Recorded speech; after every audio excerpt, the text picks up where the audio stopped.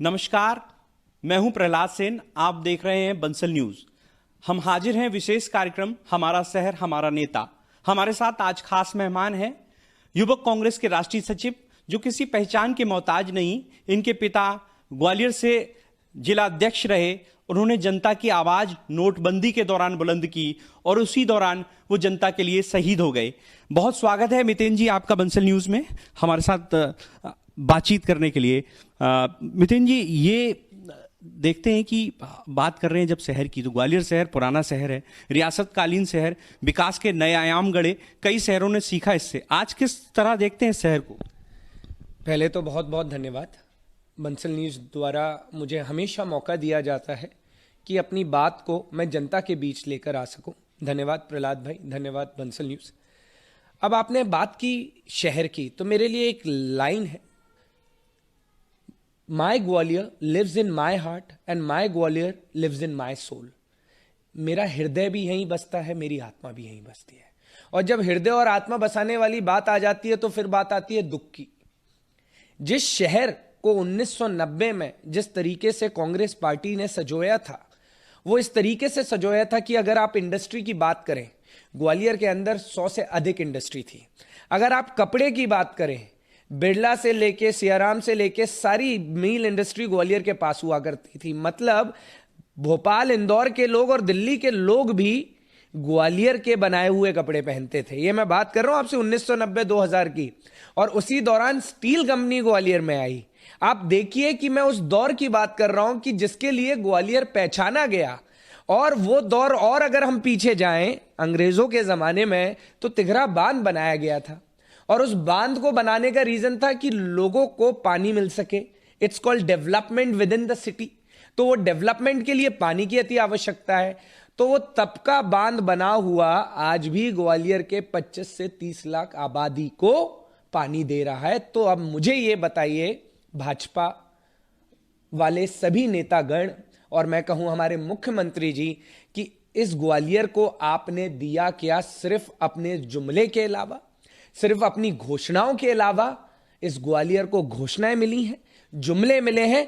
आप में से कोई भी मेरे साथ लाइव डिबेट में आए और मुझे 4 या 5 चीजें जिससे जनता की एजुकेशन, जनता की हेल्थ, सिटी का डेवलपमेंट्स ऑफ रोड पे आके मुझसे बात कर सके। लेकिन दावे तो ये हैं कि ग्वालियर को चंबल का पानी मिलेगा।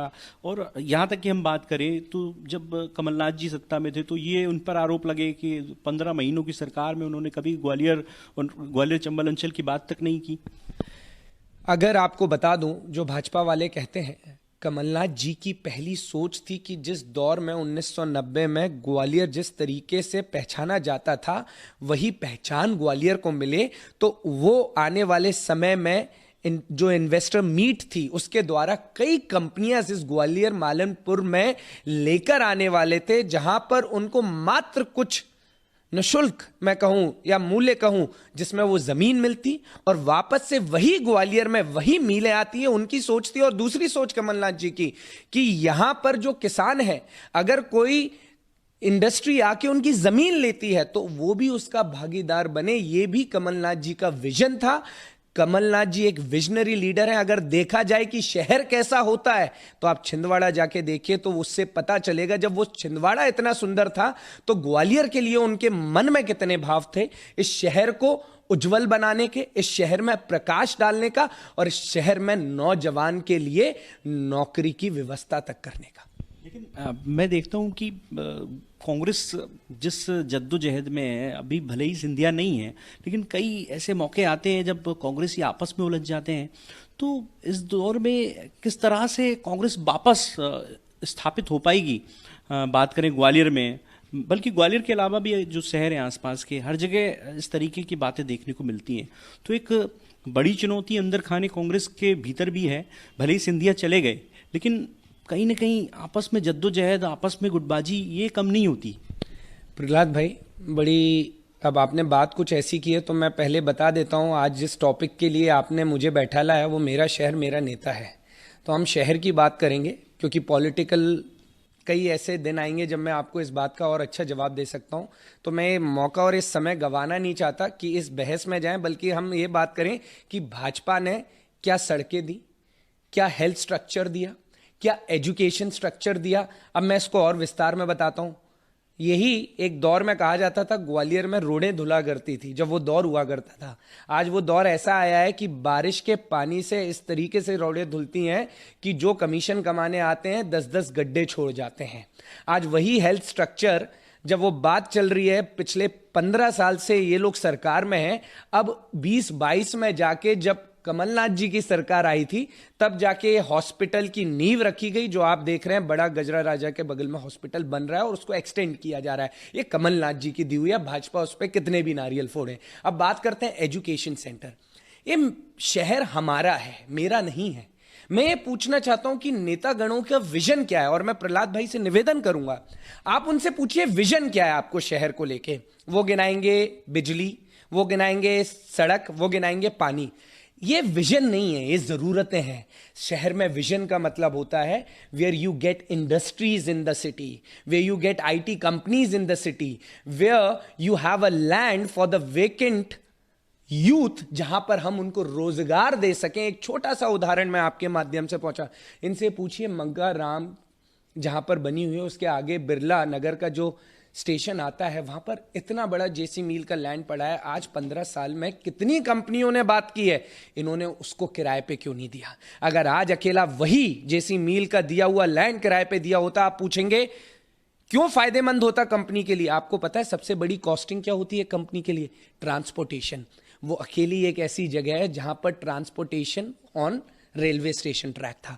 तो आप सोचिए कि कितने लोगों को रोजगार मिलता, कितने यूथ को अपना शहर छोड़ के नहीं जाना पड़ता। तो हम बात शहर बनाने की करें, ना कि शहर तोड़ने की। ये लोग शहर तोड़ रहे हैं। कैसे तोड़ रहे हैं? जाति के नाम पे, धर्म के नाम पे। यार हम सब लोग इस शहर में बसते हैं। मैं स्वयं किसान का बच्चा हूं। मैं अपने यूथ को अपने साथ देखता हूं कि किस तरीके से वो यूथ आज परेशान है नौकरी के लिए। 10-10 हजार के लिए मैं कसम खा रहा हूं प्रहलाद भाई, वो 15,000 की नौकरी करने गुड़गांव जा रहा है, जिसमें से 5,000 का खर्चा वो वहां दे रहा है।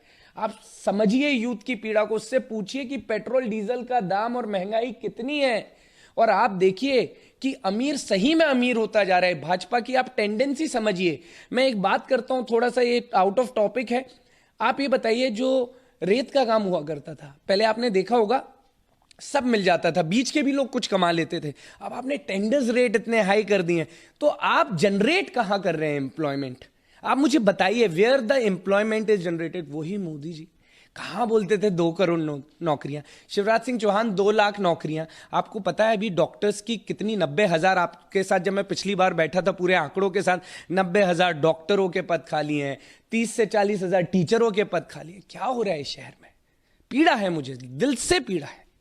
अच्छा, ये जिस तरह से बातचीत यूथ की हो रही, चूंकि आप यूथ लीडर हैं, वो जो राष्ट्रीय स्तर की राजनीति करते हैं, राजस्थान के प्रभारी हैं, तो क्या लगता है यूथ को मौका मिलना चाहिए? क्योंकि पिछली बार हम देखते हैं कि आपने बहुत कोशिश की थी, टिकट की डिमांड भी पार्टी में रखी थी, लेकिन शायद आपको मौका नहीं मिला।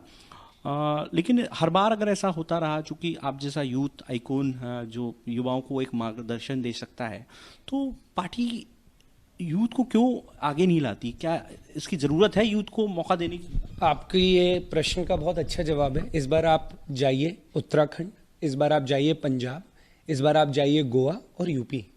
यूथ को सबसे ज्यादा मौका दिया है पार्टी ने, तो वो बदलाव की शुरुआत हो चुकी है। तो ये आपके सवाल का जवाब। और दूसरी बात रही राजस्थान की, आपने देखा होगा अभी अशोक गहलोत जी ने ओल्ड पेंशन 2004 से जो था उसको सेंक्शन किया है। अब देखिए कर्मचारियों की लहर क्या है, हमारे मुख्यमंत्री जी नहीं कर सकते? सोच नहीं है, विजन नहीं है, क्योंकि विजनरी लीडर कांग्रेस में ही होते हैं।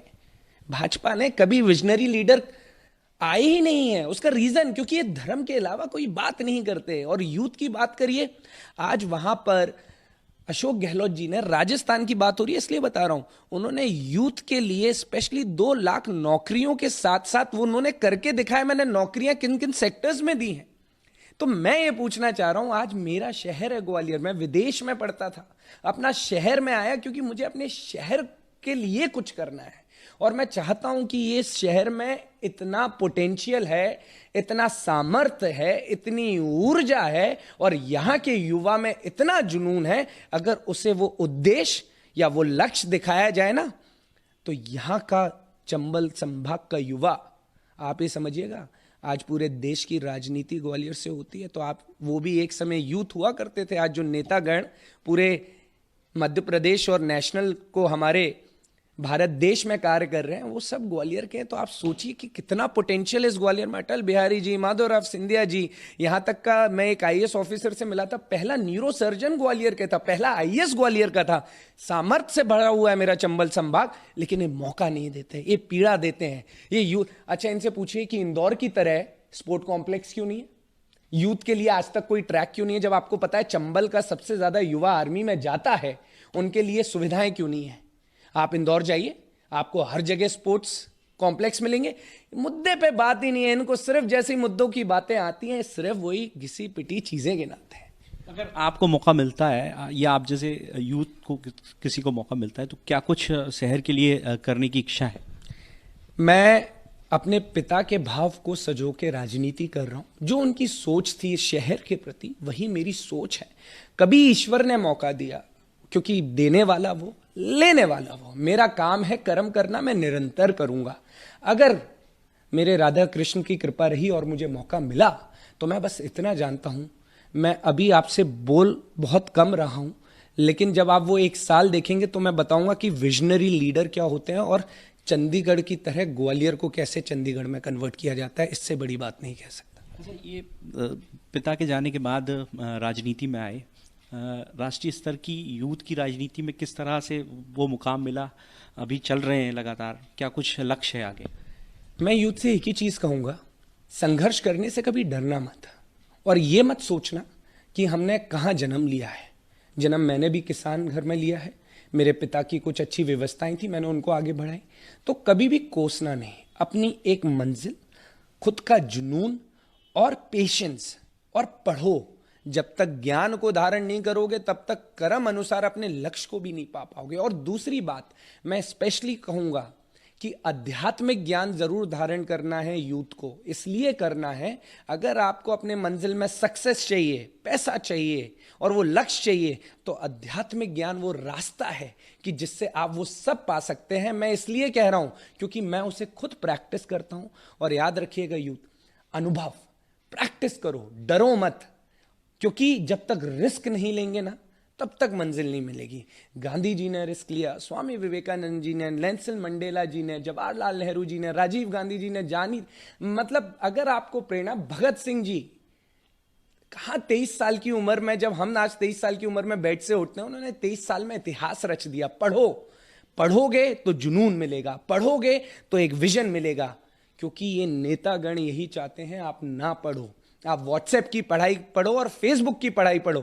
आपको किताबों को धारण करना है, वो जीवन का एक हिस्सा है, पर किताब आपके मूल्य आधार है। उपनिषद पढ़ो, वेद पढ़ो, ये सब कुछ इंटरनेट पे अवेलेबल है।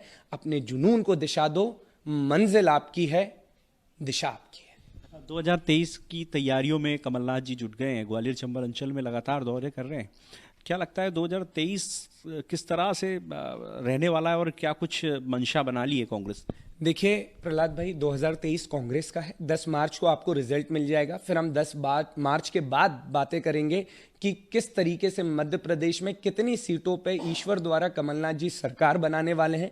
क्योंकि कमलनाथ जी ने अपना एक लक्ष्य बना रखा है कि मैं मध्य प्रदेश में सरकार बना के रहूंगा, और जो पहचान है मध्य प्रदेश की, उसको उस पटल पर लेके जाऊंगा जहां आज हम दूसरे राज्यों की बात करते हैं, छत्तीसगढ़, पंजाब, हरियाणा, वो मध्य प्रदेश आज पुनः उसी दौर में लौटेगा। क्योंकि he is a visionary leader, he is born to lead, I believe it. Gwalior संगीत की धरा है, सुर सम्राट तानसेन की यह नगरी है। हेरिटेज की बात करें तो कई ऐतिहासिक इमारतें यहां पर मौजूद हैं, लेकिन बावजूद यहां टूरिस्ट उतनी संख्या में नहीं पहुंचते जितनी तुलना अगर हम उत्तर प्रदेश के आगरा शहर से करें या राजस्थान के जयपुर या अन्य शहरों से करें। तो पहले ग्वालियर नाइट स्टे के लिए, टूरिज्म के लिए बहुत फेमस हुआ करता था। आगरा में लंच होता था और स्टे टूरिस्ट का ग्वालियर में हुआ करता था। रिसेंटली आपने देखा होगा लंच ग्वालियर में होता है, स्टे ओरछा में होता है, जो मोस्टली टूरिस्ट आते हैं।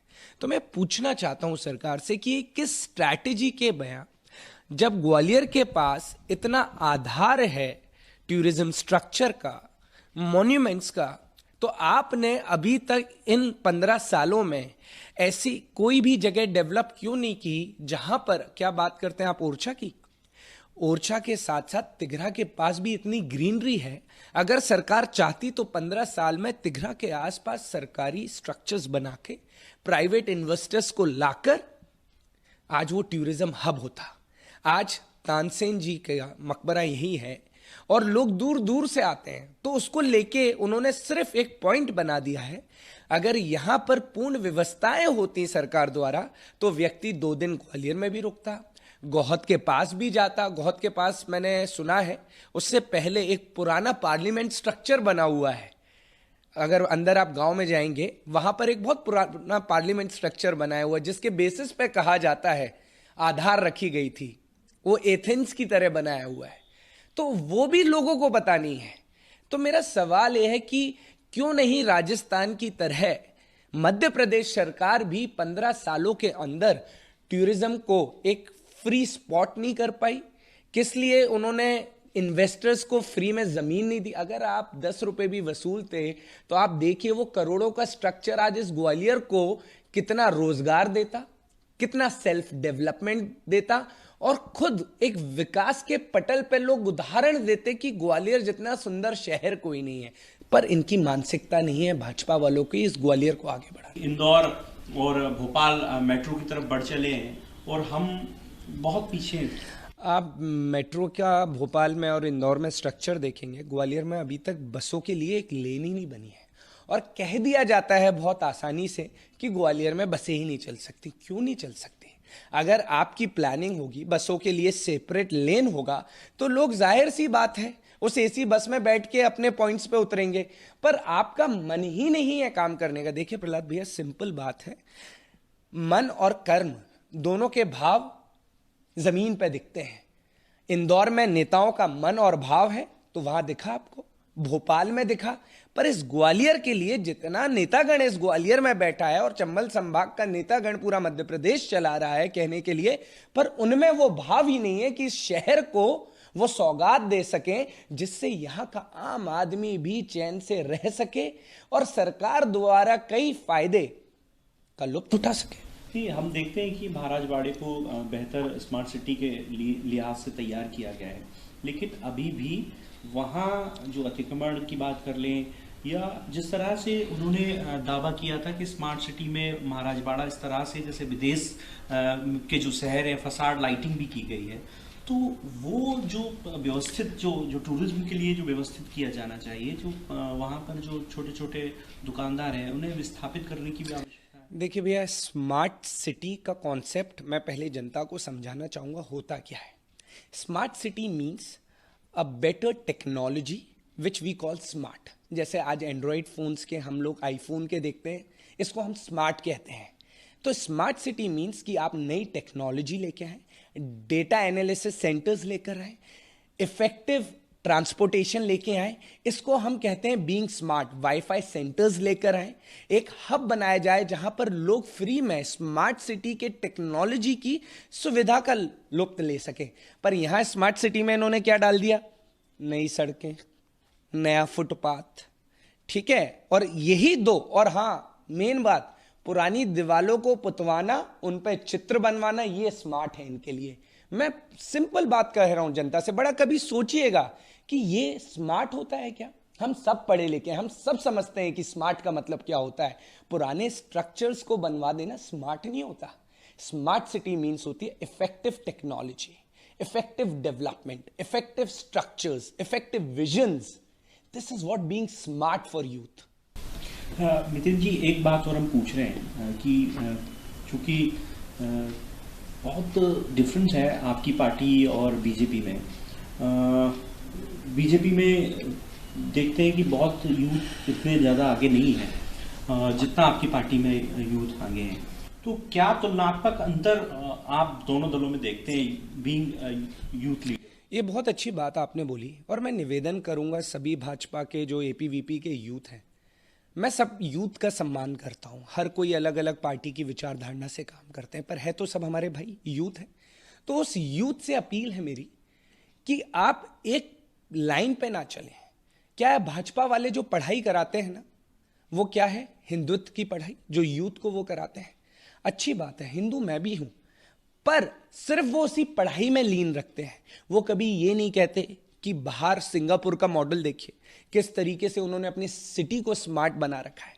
बाहर आप इंडोनेशिया के मॉडल देखिए।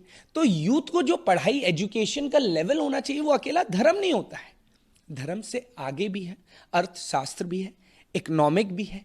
तो जब हम दूसरे क्षेत्रों में भी यूथ को पढ़ाएंगे, और ऐसा नहीं है कि यूथ नहीं समझता है, समझता है, पर भाजपा की ये टेंडेंसी है कि यूथ को कहां बिजी रखें? जाति में, धर्म में। तो यूथ सोच ही ना पाए कि ये भी एक दुनिया है। और कांग्रेस दूसरी जगह क्या करती है? वो कहती है what does leader mean, it's a vast definition of leadership. वहां दिखता है शशि थरूर जी, वहां दिखते हैं सचिन पायलट जी, वहां दिखते हैं कपिल सिब्बल, विवेक तनखा। मतलब उनको, वो भी तो यूथ थे एक दौर में, तो हमारे आइडियल्स भी वही होंगे जो आज उस एज में पहुंच गए। तो वो है एक यूथ की definition, a vast where they have exposure. हम लोग यूथ को बाहर क्यों भेजते हैं? आज ग्वालियर की शिक्षा, जितने पहले लोग कोटा से ग्वालियर आने लगे थे, जब कांग्रेस का दौर था 2000 में, कोचिंग सेंटर्स बनने लगे थे, आज क्या हुआ? सारा यूथ इंदौर जा रहा है पढ़ने, भोपाल जा रहा है, पुणे जा रहा है। क्यों? ग्वालियर में जगह नहीं है। ग्वालियर भी उतना सुंदर है, पर इन नेताओं का मन नहीं है कि ग्वालियर में स्टूडेंट्स रहें, पढ़ें और खुद का डेवलपमेंट करें। हमें लिटरली सोचना चाहिए, ग्वालियर मेरी धरती है, इसने मुझे जन्म दिया है, मेरी माँ है, और हमें अपने माँ के प्रति कृतज्ञ रहना है। और मैं यूथ से ये भी कहूंगा, अपील भी करूंगा, 2% कंट्रीब्यूशन अपने तरीके से जो हम ग्वालियर शहर के लिए कर सकते हैं, किसी भी तरीके से, वो हमें करना चाहिए अपने शहर के लिए। जब तक शहर को अपना नहीं समझेंगे, यहां पर टेंडेंसी क्या हो गई? हम फलाने गांव से ग्वालियर में रहने आए, गांव से आए पर शहर हमारा है, गांव भी अपना, शहर भी अपना। तो जब शहर में रहने आए तो शहर को गले लगाओ, क्योंकि आपका शहर है, आपकी रोड है। और जब तक हम प्रेम भाव से नहीं रहेंगे शहर में, उस विचार धारणा को नहीं लेके जाएंगे, तब तक ये शहर सुंदर कैसे बनेगा? Because moral defines this city. ये एक सवाल और कि जिस तरह से यूथ लीडरशिप की हम बात कर रहे थे, चाहे जयवर्धन सिंह जी हों, जीतू पटवारी हों, विक्रांत भूरिया हों, तो क्या ये जो आने वाला जो समय है, तो ये खुलकर आगे आकर पूरी तरह पार्टी के लिए वर्क करेंगे और यूथ, एक नई यूथ लीडरशिप को गढ़ने का काम करेंगे? मैं प्रहलाद भाई आपसे कहूंगा, आप देखोगे वो ऑलरेडी पार्टी के लिए बहुत आगे काम कर रहे हैं। आदरणीय जयवर्धन जी ऑलरेडी आप देखेंगे अपने क्षेत्र से लेकर अनेक क्षेत्रों में जाके किस तरीके से यूथ को इंस्पायर करते हैं अपने विचारों से। जीतू भाई अपने क्षेत्र में लगे हुए हैं, विक्रांत भाई अपने क्षेत्र में लगे हैं। तो हर कोई अपने अपने क्षेत्र में कार्य करने में व्यस्त है, वहाँ की यूथ को प्रेरणा भी देने में व्यस्त है कि किस विचार धारणा से हमें काम करना चाहिए। तो मुझे ये लगता है जितने भी यूथ के लीडर्स हैं, सब अपने तरीके से पार्टी के भाव और भावनाओं से कंट्रीब्यूट करने में लगे हुए हैं।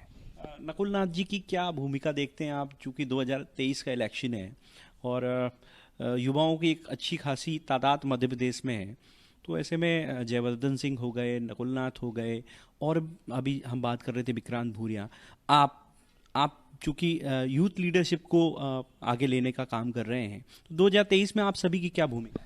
देखिए, आदरणीय नकुल नाथ जी ने जिस तरीके से छिंदवाड़ा में, वो हमारे एक ही मेंबर ऑफ पार्लियामेंट है, तो आप देखिए कि वो अपने आप में डेरिवेशन ऑफ इंस्पिरेशन है।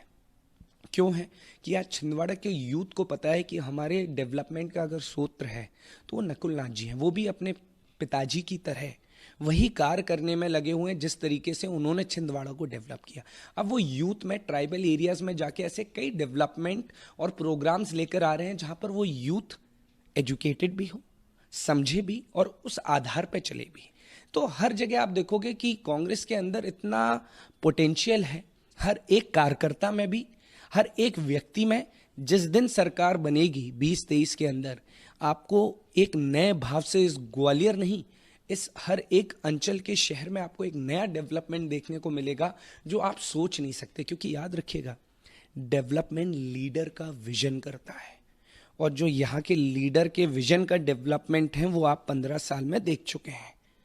अब कांग्रेस के लीडर के विजन का जो डेवलपमेंट है वो आपको 2023 से देखने को मिलेगा। अच्छा, हम देखते हैं कि जो स्थापित लीडर हैं बीजेपी के, उनके जो पुत्र हैं, चाहे देवेंद्र प्रताप तोमर की बात कर लें या अन्य जो लीडर हैं, बात करें हम प्रभात झा के बेटे तुष्मुल झा जी, वो पहले यूथ में कार्यकारिणी में भी थे, उसके बाद उन्हें जगह नहीं मिली। देखिए प्रहलाद तो भाई, ये मैं आपको फिर से बोलूँगा, आज मुद्दा मुझे बहुत अच्छा मिला है मेरे शहर पे बोलने के लिए।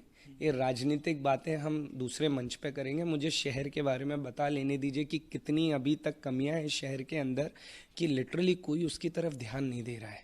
अच्छा, अब हम बात करते हैं रोडों की। आप मुझे ये बताइए, शहर की एक रोड, आज आप एक नाम लेके मुझे बता दीजिए, साक्षात आप बैठे हुए हैं, वन रोड जो ग्वालियर में हम स्मूथ और शिवराज सिंह चौहान जी आदरणीय सीएम साहब की भाषा में कहे अमेरिकन रोड्स, आप मुझे एक रोड बता दीजिए ग्वालियर में जो लाइक अमेरिकन रोड है। बन तो रहा है राजपथ 300 करोड़, बन तो रहा है, शब्द सुनिएगा, बन तो रहा है। आज 2022 में बन रहा है और ये बात कर रहे हैं 15 साल से कि हमने अमेरिकन रोड्स दे रखे हैं।